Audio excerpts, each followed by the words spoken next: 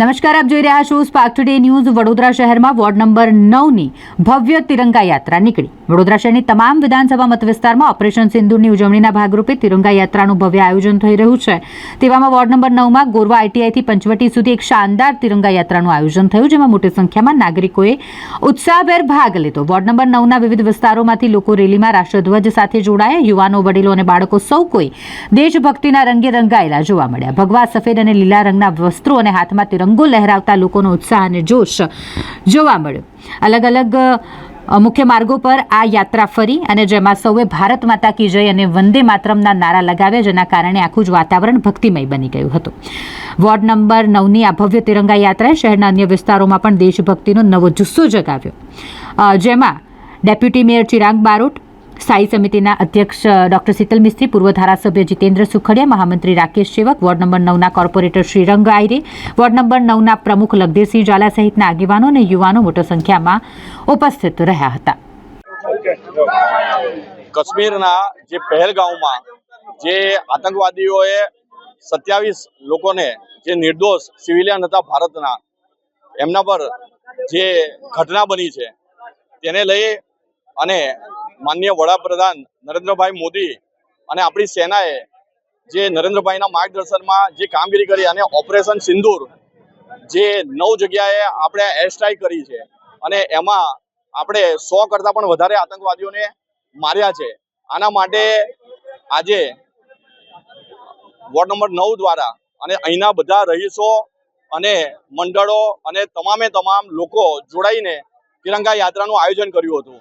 અને આ રૂટ અમે આઈટીઆઈ 4 રસ્તાથી લઈ અને પછી અહીંયા ખેતેશ્વર પંચવટી ચોક સુધી રૂટમાં જે તિરંગા યાત્રા કાઢી છે એ માત્ર ને માત્ર આપણા સૈનિકોનો હોંસલો વધે અને એમને જે પરાક્રમ કર્યું છે એને સતત વાર આપણે વંદન કરીએ છીએ, નમન કરીએ છીએ। અને જે કંઈક પણ છીએ આજે આપણો દેશ સુરક્ષિત છે આપણી સેનાના લીધે, તો આ સેનાનું મનોબળ વધે એ હેતુથી વોર્ડ નંબર 9ના તમામ નાગરિકોએ આ મળીને રેલી કાઢી છે। તે બદલ હું તમામ નાગરિકો અને સંસ્થાઓ બધાનો હું ખૂબ આભાર વ્યક્ત કરું છું। ભારત માતા કી જય। પહેલગામ ખાતે જે આતંકવાદી હુમલાની અંદર જે 27 જેટલા નાગરિકોને નિર્દોષ મોતને ઘાટ ઉતારી દેવામાં આવ્યા, એવા આતંકવાદીઓના વિરોધમાં જેવી રીતે અમે અગાઉ પણ વોર્ડ નંબર 9ની અંદર એક વિશ્વાસ રેલી, જેવી રીતે શ્રદ્ધાંજલિના હેતુથી અમે આ રેલીનું એક પહેલા પણ આયોજન કર્યું હતું, એવી જ રીતે આજના આ દિવસે જ્યારે કહેવાય કે મોદી સાહેબના નેતૃત્વની અંદર જ્યારે આ ભારત દેશની અંદર જ્યારે તેમને સત્તા મળી અને ત્યારબાદ સૈનિકોને પણ એક તક મળી છે અને એ સૈનિકોના હેઠળ જ્યારે આ એક હુમલો પહેલગામ ખાતે કરવામાં આવ્યો, ત્યારબાદ તેને વળતા જવાબ આપવા માટે ઓપરેશન સિંદૂર, એટલે કે જે આતંકવાદીઓ આવ્યા હતા ધર્મ પૂછીને લોકોને માર્યા, એવી જ રીતે મોદી સાહેબે પણ ધર્મ બતાવીને, એટલે કે સિંદૂર બતાવીને એમને કીધું કે અમારો ધર્મ આ જ છે, અમારો ધર્મ હિન્દુનો જ છે અને આ જ સનાતન ધર્મની અંદર રહીશું। અને આ જ સનાતન ધર્મની અંદર જ્યારે રામની પૂજા થતી હોય, જ્યાં હનુમાનજીની પૂજા થતી હોય, આ તમામ આ હિન્દુ ધર્મને ધ્યાનમાં રાખીને ઓપરેશન સિંદૂરનું જે જવાબ આપ્યો છે તે પાકિસ્તાન ખાતે જે એર સ્ટ્રાઇક કરવામાં આવી અને એની અંદર જેટલા પણ 100 કરતાં વધારે આતંકવાદીઓને મારવામાં આવ્યા તેને વળતો જવાબ આપવા માટે આ સૈનિકોનો, એટલે કે આપણા દેશના સૈનિકોનો મનોબળ વધારવા માટે આવનારા સમયની અંદર ફરીથી આવા કેટલાય ઓપરેશનો કરવામાં આવશે અને અમને મોદી સાહેબ અને ભારતીય સેના પર અમને વિશ્વાસ છે અને એ જ વિશ્વાસને કારણે અમે ગર્વથી કહીએ છીએ કે અમે હિન્દુસ્તાની છે, અમે ગર્વથી કહીએ છીએ કે અમે હિન્દુ છે। ને આજે એમના જ થકી આજે વોર્ડ નંબર 9ની અંદર આઈટીઆઈ સર્કલથી ખેતેશ્વર સર્કલ, એટલે કે ગોરવા ખાતે આ તમામ યાત્રાનું આયોજન કરવામાં આવ્યું હતું। મારા સાથી કાઉન્સિલરો સાથે સ્થાયી સમિતિના chairman Shri, deputy mayor Shri, પૂર્વ સાંસદ શ્રી, વોર્ડ પ્રમુખ અમારા લખધીરભાઈ સાથે તમામ વોર્ડ નંબર 9ની ટીમ, તમામ જે સંસ્થાઓ અમારી સાથે જોડાઈ એ લોકોનો અમે ખૂબ આભાર માનીએ છીએ। આવી જ રીતે લોકો અમને વિશ્વાસ આપતા હોય છે અને અમારા વિશ્વાસ થકી મોદી સાહેબને વિશ્વાસ મળતો હોય છે અને એ મોદી સાહેબના વિશ્વાસને વધારવા માટે આ તિરંગા યાત્રાની સાથે આ દેશના સૈનિકોનો વિશ્વાસ વધારવા માટે આ એક ભવ્ય પદયાત્રાની સાથે તિરંગા યાત્રાનું પણ આયોજન કરવામાં આવ્યું હતું। માનનીય વડાપ્રધાન શ્રી નરેન્દ્ર મોદીના માર્ગદર્શન હેઠળ એકાત્મ માનવ દર્શન, આત્મનિર્ભર ભારત, આઝાદીના અમૃત મહોત્સવમાં સ્વર્ણિમ ભારત વિરાસત ઓર વિકાસના સૂત્રને લઈ અને જે રીતના વિકાસના કામો થઈ રહ્યા છે. ભારત ડિફેન્સ ક્ષેત્રે જે 2014 પહેલા 34% આપણા વેપન્સ ઇન્ડિયન ઓરિજિનના હતા, એના બદલે અત્યારે 88% જેટલા વેપન ઇન્ડિયામાં જ બને છે અને આત્મનિર્ભર ભારતનું ઉત્તમ ઉદાહરણ પૂરું પાડ્યું છે.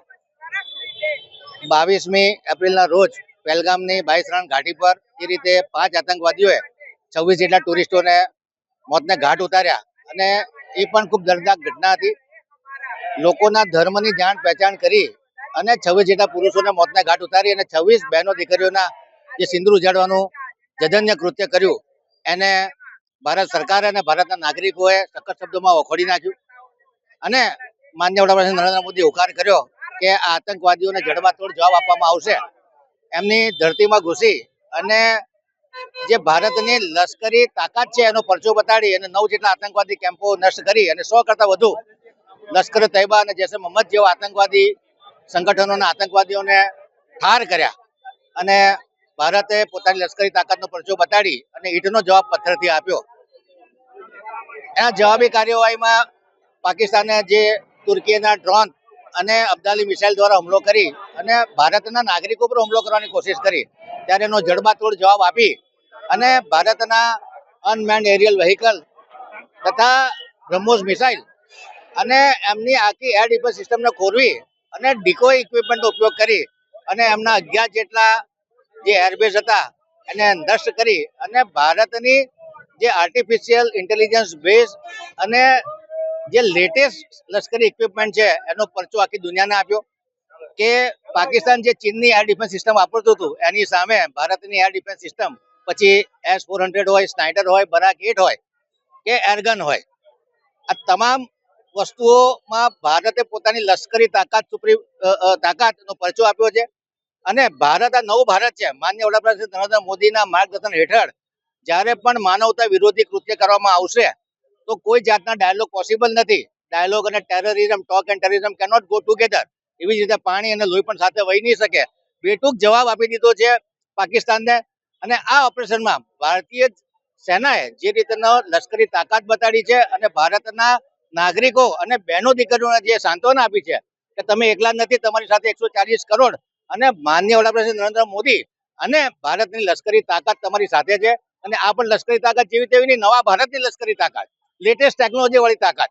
ત્યારે આ તમામ આર્મીના જવાનોને અમે લોકો ખૂબ ખૂબ અભિનંદન આપીએ છીએ. વડોદરા શહેરની જનતા દ્વારા એમનો આભાર પણ વ્યક્ત કરે છે. માનનીય વડાપ્રધાન નરેન્દ્ર મોદીનો પણ આભાર વ્યક્ત કરે છે અને માનનીય વડાપ્રધાન નરેન્દ્ર મોદીના હાથ મજબૂત થાય અને સેનાનું મનોબળ વધે એ માટે આજે પશ્ચિમ વિસ્તારમાં સયાજીગંજ વિધાનસભામાં નાગરિકો દ્વારા સ્વયંભૂ તિરંગા યાત્રાનું આયોજન કરવામાં આવ્યું છે. આ તિરંગા યાત્રામાં ડેપ્યુટી મેયર શ્રી ચિરાગભાઈ બારોટ, પૂર્વ સાંસદ એવા જયાબેન, અમારા પૂર્વ મંત્રી એવા શ્રી જીતુભાઈ સુખડિયા, તમામ લોકો અહીંયા હાજર છે અને નાગરિકો દ્વારા જે સેનાનું મનોબળ કરવાનો પ્રયત્ન કરવામાં આવ્યો છે એમાં અમે સૌ સહભાગી થયા છે અને આ પ્રસંગે સેનાને ખૂબ ખૂબ અભિનંદન આપું છું. માનનીય વડાપ્રધાન નરેન્દ્ર મોદીને પણ ખૂબ ખૂબ અભિનંદન. 22 તારીખે પહેલગામમાં જે નૃશંસ હુમલો થયો એના સૈનિકોના અને જે લોકો પર હુમલો થયો છે એને ધ્યાનમાં રાખીને કેન્દ્ર સરકાર અને ત્રણેય સેનાઓના વડા ઓપરેશન સિંદૂર થકી આજે દેશને માન અને સન્માન અપાવનાર અમારી ત્રણેય સેનાના અધિકારીઓને અમે સલામ કરીએ છીએ. ભારતીય જનતા પાર્ટી આ હિસાબ દ્વારા એમને અમે આજે રેલી સ્વરૂપે તિરંગા યાત્રા નીકળવામાં આવી છે. સાથે ward number 9, ward number 8, ward number 1, Sayajiganj વિધાનસભાની અમારી આ રેલી નીકળી રહી છે તિરંગા યાત્રા. એમાં મોટી સંખ્યામાં નાગરિકો જોડાયા છે. એ બદલ એમનો આભાર માનીએ.